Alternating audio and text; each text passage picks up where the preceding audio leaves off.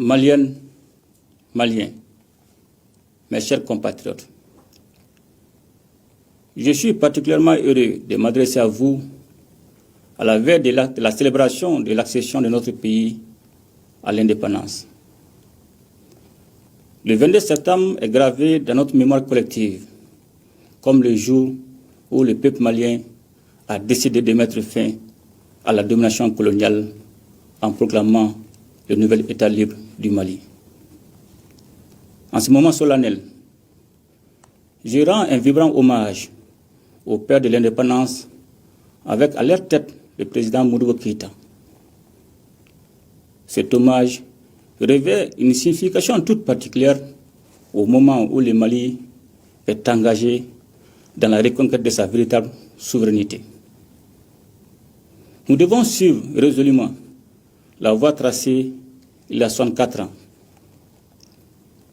Je m'incline également devant la mémoire de celles et ceux qui ont consenti le sacrifice ultime pour la patrie, qui leur sera éternellement reconnaissante. Maliennes, Maliens, mes chers compatriotes, la commémoration de notre indépendance est une occasion précieuse de se rappeler les efforts constants de notre peuple en vue de l'édification d'un État fort et d'une nation prospère. Sur mes instructions, le gouvernement a, pour sa part, poursuivi les actions pour la satisfaction des besoins de nos populations dans plusieurs domaines. Maliennes, Maliens, mes chers compatriotes, la question sécuritaire demeure la préoccupation prioritaire du peuple malien. Cette année, notre fête nationale est célébrée dans un contexte marqué par la grande opération stratégique de reprise de terrain, conduite par les FAMA et visant à restaurer l'intégrité territoriale du pays et à le débarrasser définitivement de la menace terroriste. Les forces armées et de sécurité ont en effet mené des opérations de stabilisation et de reconstruction dans les régions reprises, permettant ainsi le retour progressif des services publics, des écoles et des infrastructures essentielles. Ces succès remarquables résultent de la coordination des opérations militaires et du redéploiement des forces à Ber, Tessalit, Anefis, Kidal et Aguelok. Les attaques terroristes survenues le mardi 17 septembre dernier nous rappellent, une fois de plus, l'impérieuse nécessité de demeurer vigilant et de maintenir une posture opérationnelle exemplaire en toutes circonstances. En m'inclinant devant la mémoire des innocents lâchement assassinés lors de cette agression barbare, j'adresse également mes vœux de prompt rétablissement aux blessés et salue le professionnalisme des forces d'intervention. Maliennes, Maliens, mes chers compatriotes,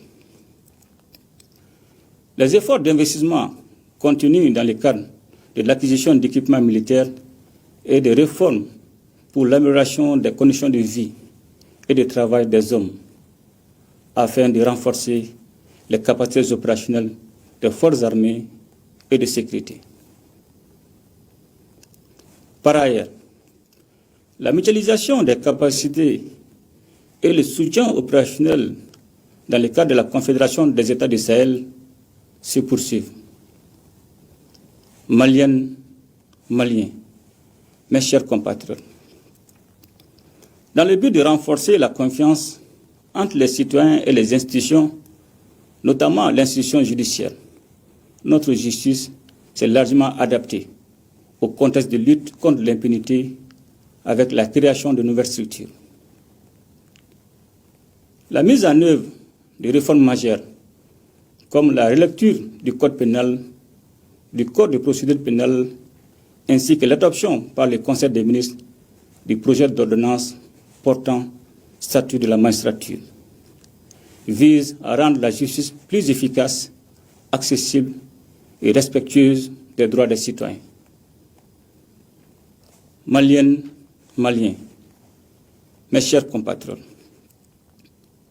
je salue la résilience du peuple malien qui reste digne malgré un contexte économique difficile. Les autorités de la transition travaillent inlassablement pour améliorer les conditions de vie de l'ensemble de nos concitoyens.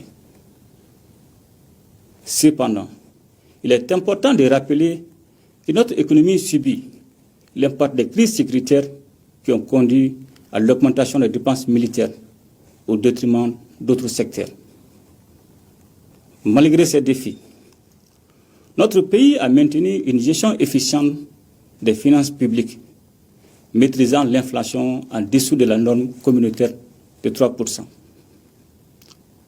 Au 31 juillet 2024, le recouvrement effectué par les structures de recettes se sont établis à 1 291 milliards de francs CFA. Dans le même temps, le Trésor a mobilisé sur le marché financier régional un montant total de 479 milliards de francs CFA afin de financer le déficit du budget d'État, malgré un contexte caractérisé par une augmentation des coûts de financement et une tension de liquidité dans l'UEMOA. Toutes choses qui témoignent de la confiance des investisseurs en la signature du Mali. Les ressources transférées aux collectivités territoriales s'élèvent à 440 milliards de francs CFA en 2024, contre environ 412 milliards de francs CFA en 2023, soit une hausse de 6,82%. Par ailleurs, pour assurer un approvisionnement correct du pays en produits de première nécessité à un prix maîtrisé, sur la période du 1er septembre 2023 au 31 juillet 2024, les exonérations des droits et taxes accordées aux cordons douaniers se sont chiffrées à plus de 274 milliards de francs CFA, soit 34,62% des recettes réalisées au cours de la période concernée. Je salue l'ensemble des acteurs qui contribuent aux efforts de développement économique, notamment ceux des secteurs rural, industriel, du commerce, des services et de l'artisanat. Maliennes, Maliens, mes chers compatriotes, en 2024, le recensement général agricole a été lancé, ouvrant la voie à la digitalisation des exploitations. Les aménagements hydro-agricoles se poursuivent pour exploiter durablement le potentiel des fleuves Niger et Sénégal. Le gouvernement renforce l'approvisionnement en intrants et réajuste le prix du coton-graine et développe la recherche agricole pour améliorer les semences.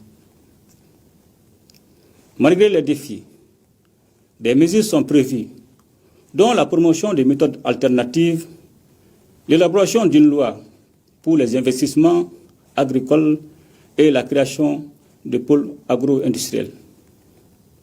Ces actions témoignent de notre engagement pour un Mali agricole résilient et prospère. Maliennes, Maliens, mes chers compatriotes, dans le domaine de la santé et du développement social, des efforts ont été consentis pour améliorer l'accessibilité des services de santé à la population, à travers la construction ou la réhabilitation ainsi que l'équipement de plusieurs infrastructures sanitaires. Par ailleurs, des actions de solidarité et de lutte contre l'exclusion ont été menées en direction de nos populations vivant dans la précarité ou frappées par des crises de diverses natures. Consciente du rôle de la jeunesse dans la construction nationale, les auteurs de la transition ne ménagent aucun effort pour qu'elle soit en bonne santé, bien formée, ayant l'amour de la patrie et capable d'accomplir toutes les actions de développement et de défense de la patrie. Dans le domaine de l'éducation, l'État a consenti des efforts importants pour construire ou rénover des établissements d'enseignement fondamental et secondaire dont je salue la bonne organisation des examens de fin d'année. Au niveau de l'enseignement supérieur, la construction du centre d'intelligence artificielle et de robotique se poursuit. L'université de Sikasso a accueilli ses premiers étudiants. Des actions sont en cours pour l'opérationnalisation des universités de Gao, Tombouctou, Kayi et Bajangara. Maliennes, Maliens, mes chers compatriotes, dans le but de renforcer les capacités de nos structures publiques et d'améliorer l'offre des services rendus aux populations, il a été procédé, au titre de l'année 2023, au recrutement de 1417 agents. Également, 776 nouveaux fonctionnaires seront recrutés au titre de l'exercice budgétaire 2024. La formation professionnelle et la création d'emplois constituent également une priorité pour les autorités de la transition. C'est dans ce cadre que la stratégie nationale de l'entrepreneuriat au Mali, assortie d'un plan d'action quinquennal sur la période 2025-2029, a été adoptée. Une grande attention est accordée aussi à l'insertion socio-professionnelle des jeunes ruraux à travers le projet FIER 2. Le gouvernement travaille pour l'application d'une meilleure politique JAR afin que les femmes maliennes puissent jouer pleinement leur rôle dans le développement socio-économique du pays. Maliennes, Maliens, mes chers compatriotes, la diplomatie malienne est restée active pour défendre les intérêts de notre pays. Le renforcement de nos relations avec des partenaires stratégiques respectueux de nos choix a ouvert de nouvelles opportunités et favorisé notre présence sur la scène internationale.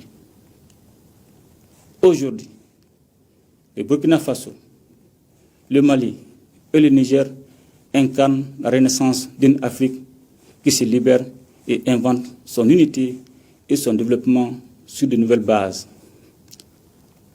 La Confédération des États du Sahel, créée le 6 juillet 2024, a été sans conteste un élément clé de la reconfiguration géopolitique de la région, voire au-delà.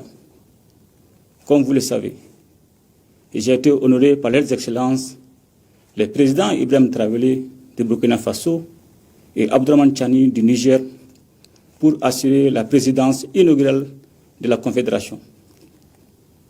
Cette marque d'estime et de confiance nous engage à renforcer nos efforts en vue de l'atteinte de nos nobles idéaux panafricains de la Confédération. Maliennes, Maliens, mes chers compatriotes, les populations maliennes ont fait face ces dernières semaines à des inondations qui ont touché plusieurs localités du pays, causant des pertes en vies humaines et des dégâts matériels importants. Face aux inondations, les autorités de la transition ont décrété l'état de catastrophe nationale et mis en action les centres de coordination et de gestion des crises et catastrophes. Des mesures sont prises pour une meilleure gestion des conséquences de ces sinistres afin de soulager les populations éprouvées. Je salue à cet égard la solidarité nationale qui a été exprimée à leur endroit. Et notre souci majeur de nos populations demeure la question énergétique.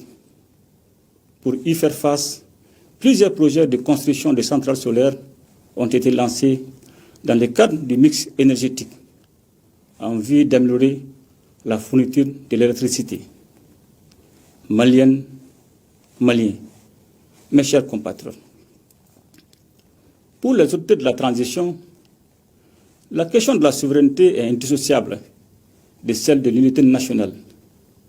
Le dialogue intermalien a démontré la volonté de notre peuple à résoudre ces problèmes de manière autonome. La Charte nationale pour la paix et la réconciliation consolidera assurément les fondements de notre vivre ensemble. Aussi, la biennale artistique et culturelle qui a été institutionnalisée et constitue un véritable facteur de brassage des jeunes et de consolidation de l'unité nationale. Au-delà, elle est également conçue comme un véritable projet de développement régional. Maliennes, Maliens, mes chers compatriotes, c'est dans l'union sacrée des Maliennes et des Maliens que nous atteindrons nos objectifs de développement.